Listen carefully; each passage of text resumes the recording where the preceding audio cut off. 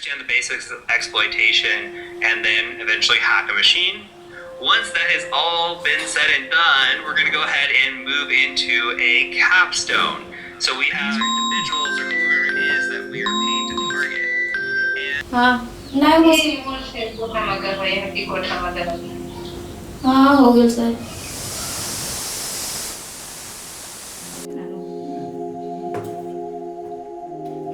मेरो नाम दीप्सिका चौधरी हो म धनगढीको क्याम्पस रोड नजिकै बस्छु म मेरो बाबा मामुसँग बस्छु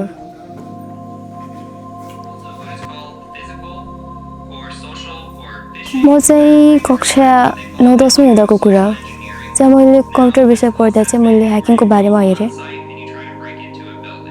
विशेष गरी भन्दाखेरि चाहिँ मलाई एथिकल ह्याकिङमा चाहिँ अति नै रुचि रहेछ र यसको बारेमा जान्न मलाई अझ उत्सुक लागेर चाहिँ म अझ बढी रिसर्च गर्दैछु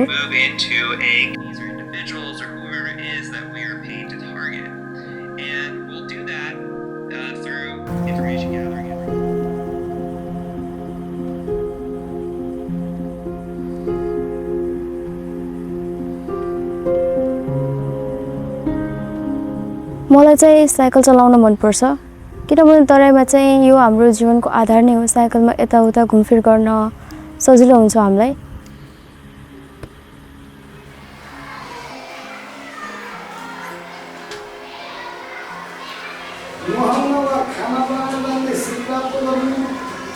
म हसुलियामा स्थित श्री दिपेन्द्र माध्यमिक विद्यालयमा पढ्छु र म अहिले कक्षा 12 मा अध्ययनरत गर्दछु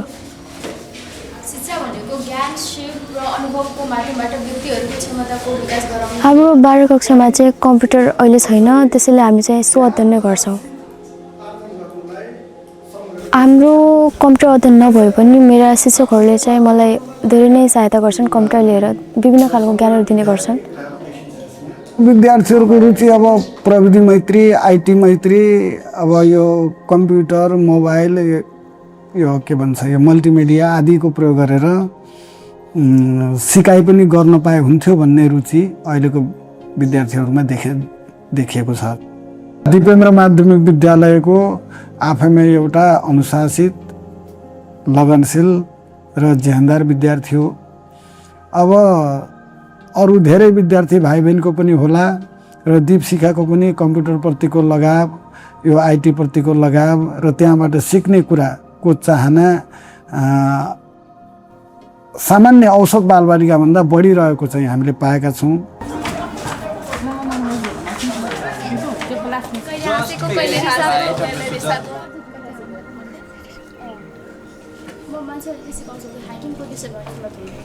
सबभन्दा ठुलो कुरा चाहिँ मेरो साथीहरू मेरो विश्वास गर्छन् म जे गर्न चाहन्छु साथीहरूसँग रमाइलो यसो चिया खाँदा धेरै विभिन्न खालको कुराहरू छ तर विशेष गरी हामीहरू चाहिँ एथिकल ह्याकिङलाई कुरा गर्छ को सम्भावना कस्तो छ अनि यसले कस्तो प्रभाव पुर्याउँछ भनेर पनि नयाँ नयाँ खोज गर्छौँ र यसको सम्भावनाबारे कुरा गर्छौँ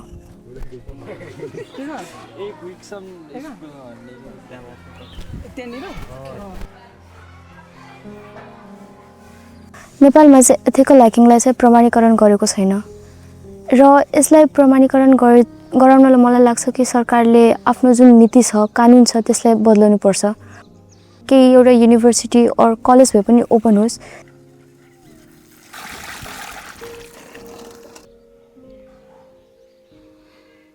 म आफ्नो स्कुलबाट आइसकेपछि चाहिँ म त्यहाँ युट्युबमा जान्छु त्यहाँ गएर म चाहिँ एथिकल ह्याकिङको बारेमा जान्ने गर्छु हाम्रो गाउँमा चाहिँ विकासको क्रम अझसम्म बाँकी नै छ किनभने लाइट भनेपछि बत्ती कुनै पनि समयमा जान सक्छ म कुनै न कुनै तरिका निकालिरहेको छु कम्प्युटर चलाउने त्यसबाट के नयाँ ज्ञानहरू सिक्ने आफूलाई अघि बढाउने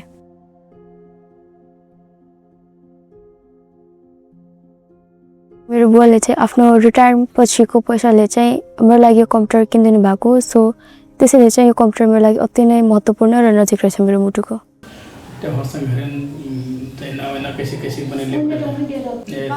यो मेरो कान्छी छोरी दीपशिखा अहिले 12 मा पढ्दैछ अनि यसको पढाइको रुचि अनुसार नै यसलाई हामी शिक्षा दीक्षा दिने प्रयास गरिराखेका छौँ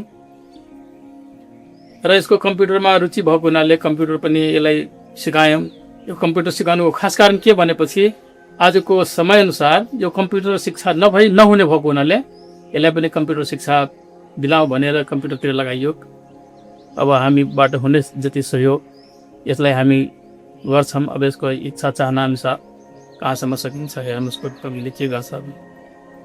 कम्प्युटरको नियम अब त्यसमा अब के कार्यक्रमहरू कहिलेकाहीँ चाहिँ यिनीहरू फिल्म पनि हेर्ने भए, हेर्नुहोस् यताउति देश विदेशका कुराहरू पनि हेर्ने भए, त्यो देखेर यसलाई पनि म पनि कम्प्युटर सिक्छु भन्ने चाहना भयो। हेर्नुहोस् यसलाई अरू छोरीहरू पनि त्यति बेला तालिम गरिरहेको थिए। कम्प्युटरको यो सानै थिए त्यति बेलादेखि नै। कम्प्युटर अब यो सानो छ भनेर बिगारिदिन्छ भनेर चलाउन नदिने, तर यो चाहिँ कोही नभएको बेलामा चाहिँ गाडी चलाउने आफै म पनि दिएर जस्तै म पनि चलाउन सक्छु भन्ने यसको चाहना। हेर्नुहोस् पछि हुँदा सुरुमा अहिले चाहिँ एबिसिडी के लेख्नु ती कुराहरू लेख्न सिक्थेँ। हेर्नुहोस् त्यसपछि हुँदा म पनि अब के जान्ने भइसक्छु भनेर यसलाई पनि अन्य कुराहरू पनि जान्ने इच्छा भयो। हेर्नुहोस् यस्तै चित्रहरू कोर्ने भयो, अनि यो विभिन्न किसिमका यो निमन्त्रण कार्डहरू बनाउने भयो, अनि वेडिङका कार्डहरू बनाउने भयो, त्यस्ता कुराहरू पनि यो प्रयास गर्थेँ बनाउँथेँ। हुँदा यसलाई अब यो बढी जानेपछि झन् राम्रो होला भन्ने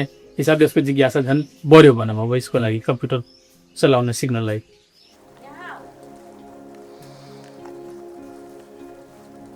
मान्छेहरू भन्ने गर्दछन् कि यस्तो छोरीले के गर्न सक्दैनन् होला, तर म उनीहरू चाहिँ गलत साबित गर्न चाहन्छु। एथिकल ह्याकिङ बाहेक मलाई चाहिँ म्युजिक सुन्न मनपर्छ, स्पेसली पप सङ्ग्स, एन्ड त्यसले चाहिँ मेरो माइलेज एकदमै बढी रिल्याक्स गराउँछ।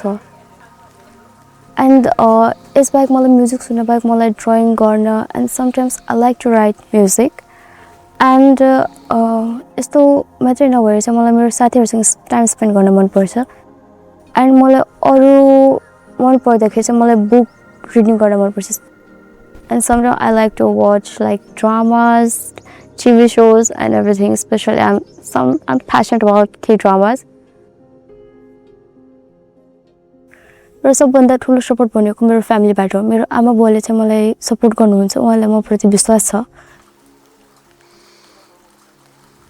सो सबभन्दा ठुलो समस्या भनेको चाहिँ आफ्नो फ्यामिलीको सपोर्ट नहुनु र समाजले पनि अस्वीकार गर्नु कि यो हो उसो भने, यो चाहिँ सबभन्दा ठुलो समस्या हो अबको 5 वर्षमा। तपाईँहरू मलाई चाहिँ एज अ एथिकल ह्याकर पनि देख्न सक्नुहुन्छ।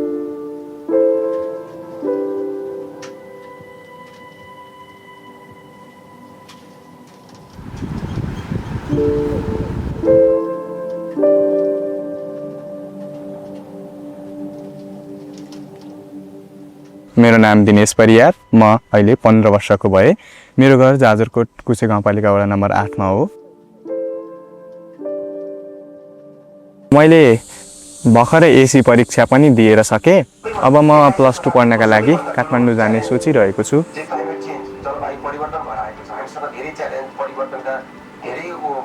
म पढ्नका लागि जाजरकोटदेखि सुर्खेत आइसके। अब काठमाडौँ जाने मैले योजना बनाएको छु। एकातिर मलाई त्यहाँको त्यो ठुलो सहरमा पढ्न पाउने वातावरण कस्तो होला भन्ने कुराले मलाई उत्सुकता जागेको छ भने अर्कोतिर मलाई डर पनि लागिरहेको छ।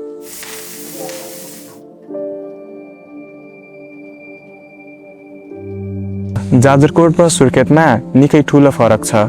हामी त्यहाँ वन जङ्गलसँग जनावरहरूसँग मिलेर बस्छौँ।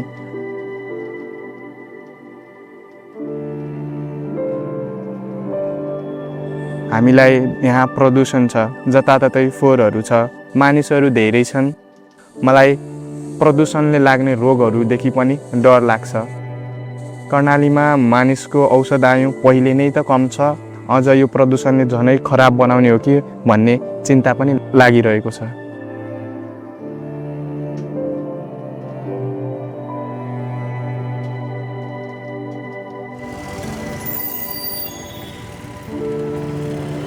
सहरमा धेरै मानिसहरूको सङ्ख्या छ। उनीहरूलाई जलवायु परिवर्तनको बारेमा थाहा नै छैन। गाडीहरूले पनि धेरै धुलो र धुवाँहरू निकालिरहेको हुन्छ। यहाँ धेरै कल कारखानाहरू हुन्छ। मानिसहरू यस समस्यालाई गम्भीर रूपमा लिएकै छैन र समाधान पनि खोजेकै छैन।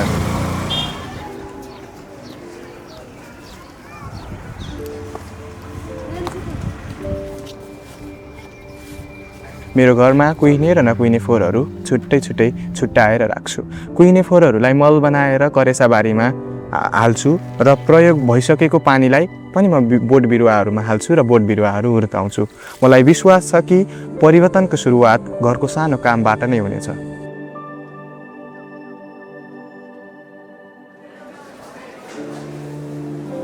यो सबै देखेर मैले जलवायु परिवर्तनको मुद्दालाई आवाज उठाउन थालेँ। मैले मेरो विद्यालयमा मेरा साथीहरू र विशेष गरी मेरा गुरुहरूको सहयोग लागि यो अभियानलाई सुरु गरेँ, जसले मलाई सधैँ साथ दिइरहनु भएको छ। र हामीले विद्यालयमा रुख रोप्यौँ, विद्यालयको वातावरणलाई सरसफाइ गर्ने कामहरू गऱ्यौँ, विद्यालयका बोट बिरुवाहरूको संरक्षण गर्नका निम्ति उनीहरूलाई पानी हाल्ने, संरक्षण गर्ने। त्यसपछि हाम्रो विद्यालयमा चाहिँ हामीले यो प्लास्टिकलाई चाहिँ ब्यान्ड लगायौँ र सुर्खेतका विभिन्न सडकहरूमा ससाना जनचेतना फैलाउने कामहरू गऱ्यौँ र हाम्रै विद्यालयमा रहेका ससाना भाइ बहिनीहरूलाई हामीले अब हाम्रो बोट बिरुवा संरक्षण गर्नुपर्छ, हाम्रो प्रकृतिको संरक्षण गर्नुपर्छ भनेर चेतना फैलाउने काम गऱ्यौँ। हामीले जनचेतना फैलाउन थालिसकेपछि केही मानिसहरूको सोचमा परिवर्तन आएको छ। उनीहरूले फोहोर व्यवस्थापन गर्न लागिरहेका छन्, जलवायु परिवर्तनको बारेमा बुझेका छन्। मलाई विश्वास छ परिवर्तन सानै कुराबाट सुरु हुन्छ। सुर्खेतमा बस्नाले मलाई साथीहरू र शिक्षकहरूसँग धेरै कुरा सिक्ने र काम गर्ने अवसर मिलेको छ। यदि मैले यो काम जाजरकोटमा गर्न चाहेको भए मलाई अलिक गाह्रो हुन्थ्यो। जाजरकोटमा शिक्षा र स्वास्थ्य पहुँचको कमी बाहेक अरू सबैमा धेरै राम्रो छ। म त्यस कुरामा पनि भविष्यमा परिवर्तन ल्याउनेछु र त्यहाँको त्यो अवस्था सुधार गर्नेछु।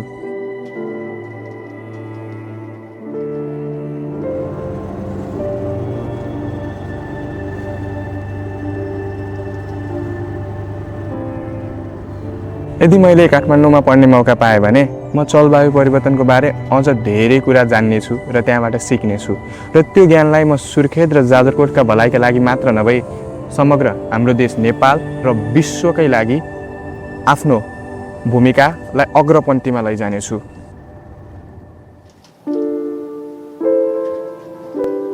मेरो इच्छा पनि पहिला डाक्टर बन्ने नै थियो।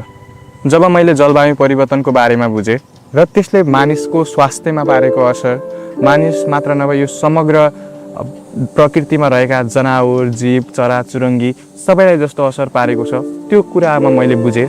तब मलाई लाग्यो मेरो भूमिका मानिस र प्रकृति दुवैलाई बचाउने हो, सहयोग गर्ने हो। म एक वातावरणविद बन्न चाहन्छु र यो वातावरणविदका रूपमा रही म सरकारसँग मिलेर आफ्नो सोचहरूलाई वास्तविकतामा बदल्न चाहन्छु।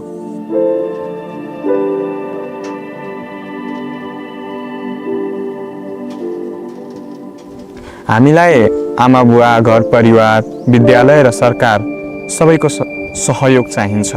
अब युवा पुस्ताको कुराहरूलाई उहाँहरू सबैले गम्भीरतापूर्वक लग्नुपर्छ। हामीले विज्ञहरूले हामीलाई मार्गनिर्देशन दिनुपर्छ, सही स्रोत साधन दिनुपर्छ, नयाँ प्रविधिलाई कसरी प्रयोग गर्ने भन्ने बारे सिकाउनुपर्छ। जब हामी प्रविधि र सृजनशीलतालाई मिलाउँछौँ तब समाजमा एउटा ठुलो परिवर्तन ल्याउन सक्छौँ।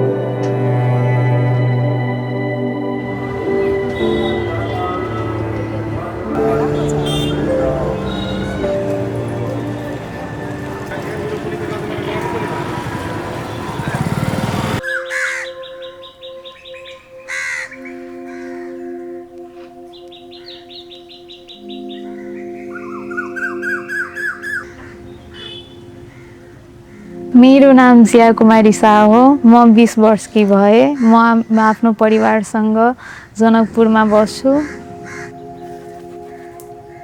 म आफूलाई मिथिला कलाको विद्यार्थी भनेर चिनाउन चाहन्छु, किनभने मिथिला संस्कृतिसँग मेरो गहिरो सम्बन्ध र माया छ।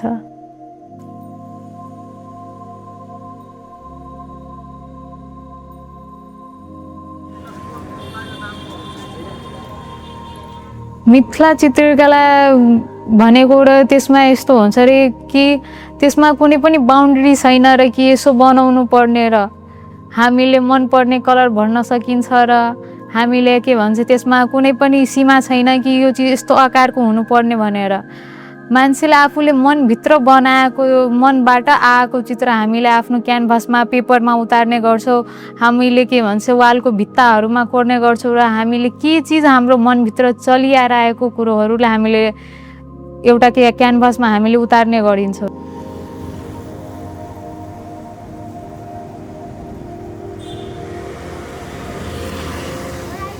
जनकपुरको भित्तामा कोरिएको चित्रकलाले कथा व्यक्त गर्छ र कि महिला घरभित्र हुँदा कति कुरो मनमा उहाँको खेलिन्छ र उहाँले पनि पाइलट बनाऊ, म पनि अफिस जाउँ भनेर, पढौँ भनेर।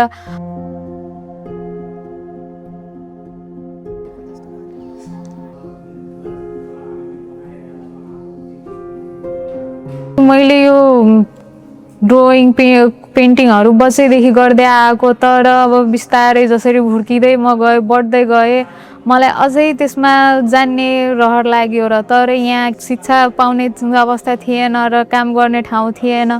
तर अहिले बदलिँदै गएको छ र हाम्रो यहाँ जनकपुरमा के भन्छ बिएमए कोर्स खुल्यो र आर्टको। कलेजमा हाम्रो के भन्छ रामनारायण महतो सर हुनुहुन्छ जो मलाई प्रेरणा दिन्छ र कि अझै गरौँ भनेर। मलाई कहीँ गल्ती हुँदा उहाँले मलाई सिकाउनुहुन्छ, मलाई सिकाएर अझै गर, अझै राम्रो यसमा होस् भनेर हौसला दिनुहुन्छ। काठमाडौँबाट बाहिर चाहिँ यो पहिलो चाहिँ एकाडेमी हो जुन जनकपुरमा खुल्यो। जनकपुरमा खुलेपछि अब यहाँ जनकपुर भने मिथिला कलाको यो केन्द्र हो सर। अब यस्तो केन्द्रमा चाहिँ कुनै एकाडेमी नहुनु अहिलेसम्म उहाँहरूलाई चाहिँ एकदमै अभाव फिलिङ भइरहेको थियो। यहाँको अब शिक्षित वर्गलाई, यो कलापार्कीहरूलाई एकदमै यो चिज खट्किरहेको थियो, अभाव महसुस गरिरहेको थियो। जब यो संस्था खुल्यो, ब्याचलर इन मिथिला आर्टको जब पढाइ सुरु भयो, उहाँहरूले थाहा पाउनुभयो, सबै उत्साहित भए सर। जिया कुमारी शाह एउटा एकदमै लगनशील विद्यार्थी हो सर। उहाँलाई मैले यो भर्ना गरेदेखि चाहिँ उहाँलाई चिनेको। उहाँको जुन छन् मैथिली मिथिला कलाको जुन प्याटर्नहरू छ, जुन शैली छ, त्यो चाहिँ उहाँमा चाहिँ देखिरहेको छु। पोजिटिभ कुरा हो। जियाले चाहिँ एउटा प्रेरणाको काम गरेको छ अरूको लागि पनि।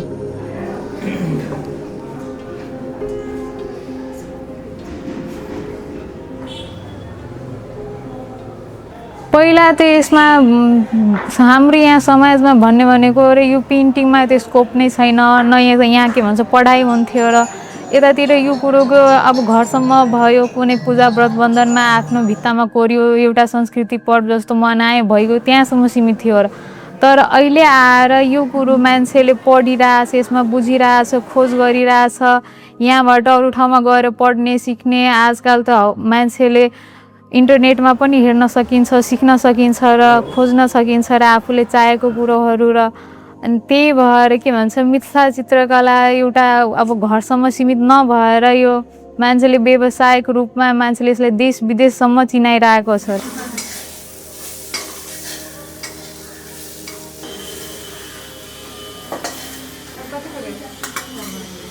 सबभन्दा घरमा सपोर्ट गर्ने भनेको घरदेखि नै मेरो यात्रा सुरु हुन्छ र अनि त्यो घरमा मेरो आमाले मलाई सबभन्दा बढी साथ दिएको रहेछ र तब आज आएर म यहाँसम्म पुग्न पाएको छु र काम गर्न सकेको छु, पढ्न सकेको छु, आफ्नो कामलाई चिनाउन सकेको छु।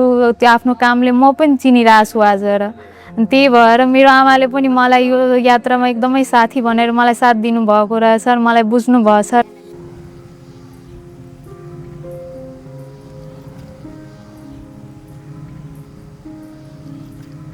कलेजको पढाइसँगै म मैथिली विकास कोषमा पनि काम गर्छु र अनि के भन्छ म यहाँ काम गर्दा हरेक दिन नयाँ कुरो सिक्दै जान्छु र मैले काम गर्दा मैले आफ्नो मनमा लागेको इच्छा विचार मैले आफ्नो चित्रमा कोर्ने गर्छु र अनि आफ्नो मैले यहाँ यस्तो अवसर पनि पाएको छु र मैले आफ्नो चित्रकलालाई प्रदर्शनी पनि गर्न मौका पाएको छु।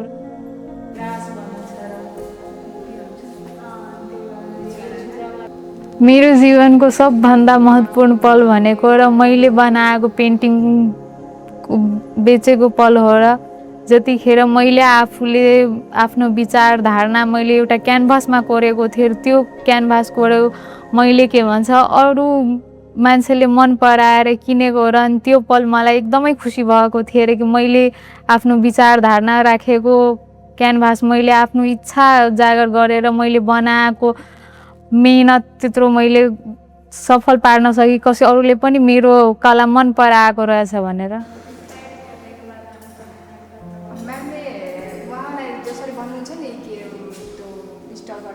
जिया यहाँ आउँदाखेरि चाहिँ उसले एउटा पनि चाहिँ त्योमा चाहिँ भाग लिएको थिएन एक्जिबिसनमा। यहाँ आएपछि पनि नेसनलमा पनि गयो र इन्टरनेसनलमा पनि गयो। अनि उसको लाइनिङहरू अनि थिम बेस्ड पेन्टिङहरू सबै आउन थालेछ अलि बिस्तारै बिस्तारै। अहिले चाहिँ एकदमै राम्रो छ।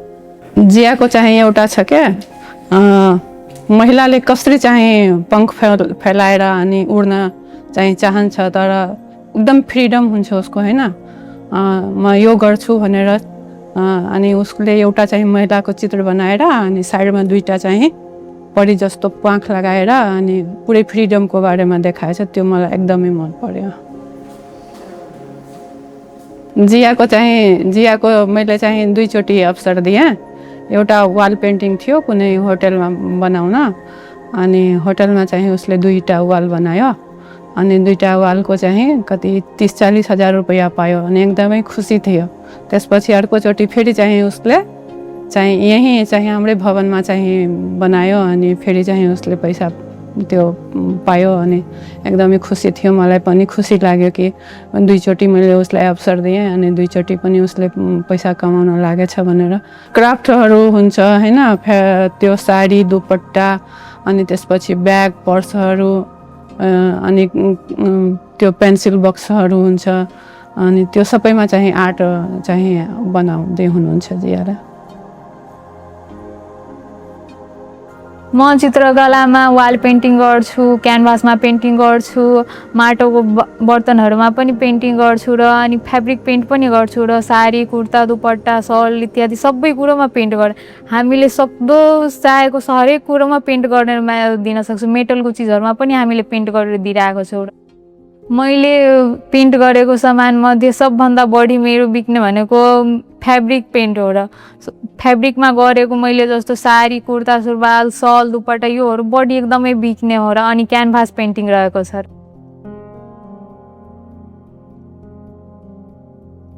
मेरो सपना छ कि मिथिला कला र संस्कृति विश्व मञ्चसम्म पुर्याउन पाऊ र यस लक्ष्यको लागि म दिनरात मेहनत गर्दैछु। किनभने हाम्रो कला भनेको हाम्रो संस्कृतिसँग जोडिएको कुरो छ र त्यही भएर म आफ्नो कला र संस्कृतिलाई उजागर गरेर आफ्नो देशभन्दा बाहिर विदेशमा चिनाउन पाऊ भन्ने अवसर पाएँ भने मैले के भन्छ आफ्नो कला र संस्कृतिलाई त्यहाँसम्म लाने सोचेको छु।